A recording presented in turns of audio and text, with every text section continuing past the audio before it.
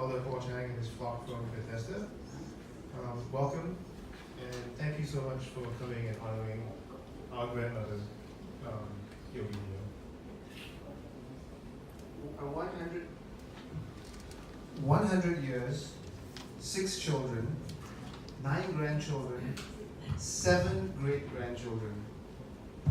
Born just after the end of the First World War, my grandmother, Mama to us, lived through the Japanese occupation, independence from the British, separation from Malaysia, the internet, iPhones, iPads, the death of LKY, SG-50, and the birth of her newest great-grandson, Noah, who was just born about a month ago. To each of us, though, her life is remembered more by the ways in which she touched our lives and the long-lasting influences that are part of the very essence of who we are. If you ask my mother or any of her siblings or any of my nephews and grandnephews, each of us will have tales to tell you about Mama. We are not here to give you a third-person account of who she was, but to give you our take on her from the eyes of her 2 eldest grandsons. Food was definitely Mama's language of love. Everything she did was about food. And when we were growing up, Sunday lunches at the old house in Karika Lane were a regular part of our weekly routine. Following lunch, the adults would play gin rummy while my brother and I would play under the stairs or on the stairs. And watching the adults playing gin rummy, we also learned some of the more colorful Hokkien swears that Mama would utter whenever she was dealt a bad hand. But Hokkien swears were not the only things we learned on Sundays. The first German words that we learned were ein, zwei, and drei from watching telematch. At some point, we passed out on the couch from the food coma while watching the Sunday Tamil movie on Channel 8. And as she got older, though, Mama's ability to cook slowly diminished. But determined to feed her extended family on Sundays, she would play the role of master chef and direct the maids in the finer points of Peranakan cooking. I understand, though, that her impatience and fastidiousness led to many of her maids quitting on her. During the school holidays, we would spend long stretches with her at the house in Karikal. Our days would always start with Mama taking us out to the gate to watch for the rubbish truck come by. Every day we would just sit there and watch them take the rubbish out. And then later on she would fill up these big earthen pots with water. And so that was our spa. And then sometimes she would take us out on long walks.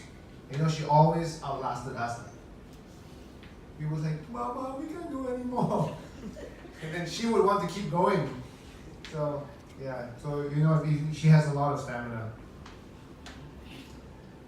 But we always had one big adventure, and that was a bus ride. She would take us on these long bus rides to I don't know where, but somewhere. The destination was never important. But Mama would point out the sights and give us her insights into all these places. We just simply enjoyed the journey and her company. So, back to food. I always remember that you could call up Mama at any time, right? If you're in the neighborhood and say, hey, I'm in the neighborhood and I'm hungry. And she would ask, what do you want to eat? And then she'll rattle off a list of, the dishes that you liked. She knew you liked babi yasam, taribat, chicken curry.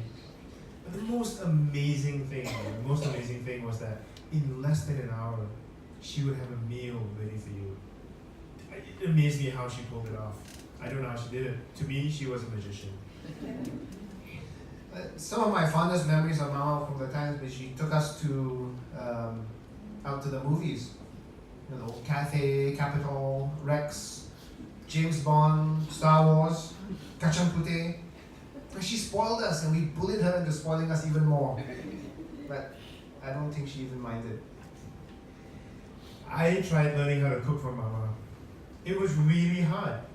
Because if you asked her how much of a certain ingredient she was adding, she would just say, a pinch lah.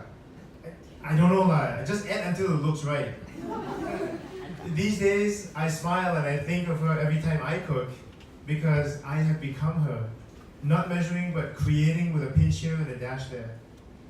Do you remember the time when she put sugar in the curry? Well, there was one occasion where she cooked chicken curry, and all of us had a taste of the chicken curry. Like, why is it so sweet? And then Mama said, oh no, I think I put sugar instead of salt.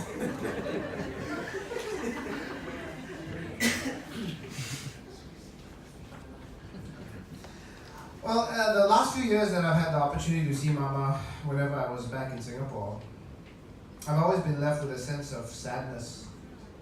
Mama was no longer the spirited, strong-willed, no-nonsense woman I grew up knowing. And she often confused me for my brother and vice versa. And she would ask the same question 5 times in 20 minutes. When did you get back, huh? Tuesday! Tuesday, ah? Oh, okay. Yeah, so then, then the conversation would proceed for a few more minutes, and then she would ask again, When did you get back, ah? Tuesday! I never understood why it was such a big deal to her, but one of the questions that she would ask over and over again whenever I came back was always, how much are you earning, ah? It is, of course, not something I am always comfortable sharing, so I always just told her, enough. I plan on leaving the real answer with her just before they close the lid tomorrow. During the years we were studying and working overseas, every time we came home, the biggest treat was popiah. It was an elaborate affair for which Mama would prepare for days, shopping, prepping, cooking. In recent years, it became increasingly difficult for her to pull off the feast. However, when we suggested we could eat popiah at a restaurant, she would dismiss restaurant popiah as, oh, too stingy with ingredients, too expensive, and low quality. But not just popiah.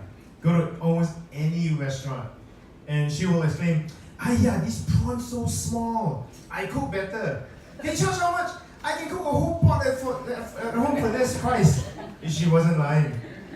We could go on and on. I mean, this amazing woman, wife, mother, grandmother, great-grandmother, friend to many and loved by all, touched all of us, and each of us has stories to tell about her. If you get a chance, mingle and swap yours and while you are here. I mean, if Mama were here with us, she would probably say, talk so much. Got food waiting, getting cold, go eat. So in that spirit, we want to thank each and every one of you for coming tonight, especially Elder Chang for putting together tonight's service, and the folks from Bethesda for being a big part of Mama's spiritual life for so many decades.